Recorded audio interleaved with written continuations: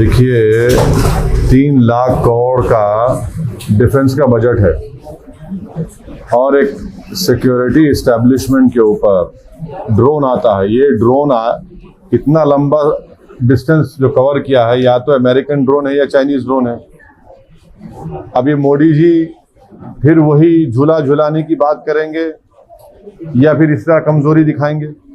ये तो पुलवामा की तरह हमला हुआ है जम्मू के एयरपोर्ट के ऊपर। इसकी जिम्मेदारी भारत सरकार के ऊपर आती है, मोदी सरकार पर आती है।